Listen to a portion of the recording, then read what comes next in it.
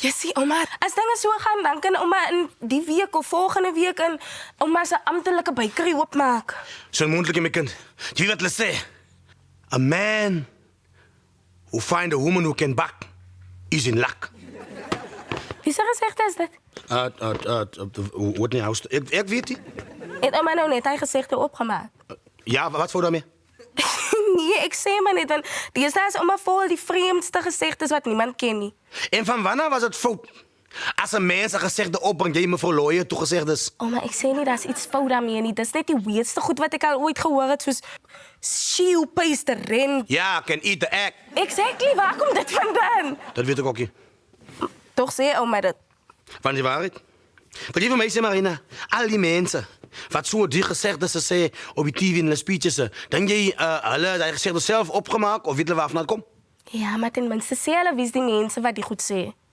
Wat van die ene wat altyd sê, educational is the key to successful. Oud-president Nelson Mandela het so gesê. Damn it. Wat van die ene? Don't worry, be happy. Bob Marley het so gesê. Shit. Hoe weet jy dit? Dis oral op social media, oma, en hy het dit baie in sy speeches ook gebruik.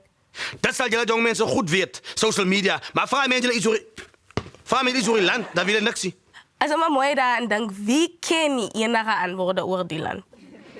Ja, so die waarheid. Dat we ons allemaal net één ding weet. En wat is dit? Niks. Ons bly nie die. Gepraat van bly, het oma al iemand gekry om na die microwave te kyk. Die microwave wat van gister af aangaan, maar niks warm maak nie. O ja, toen is mijn nummer gegeven van mensen wat die microwave wil fix. Hulle sien nie dorp. Het is reeds fix me now. Dat is die plekse naam. Ik heb het gebeld en dat had gezegd, maar die microwave zal vandaag nog opgeteld worden voor repairs. Oké. Ja. Ik heb gewoon meer broodjes eten al. Hier gaat ons. Kom toe, mama. Hey! Hey! Wat is dit? Oh, waarde. Wat? En Sylvia! Hey. En nou? Bel asseblief die ambulans. My ouma het nou net haar hand verbrand. Ik wil in salon nou sommer. Kan ze dat bij vrouw zijn, Isa? Kom, sit. Kom naar mijn handen. Ek kry gou eens.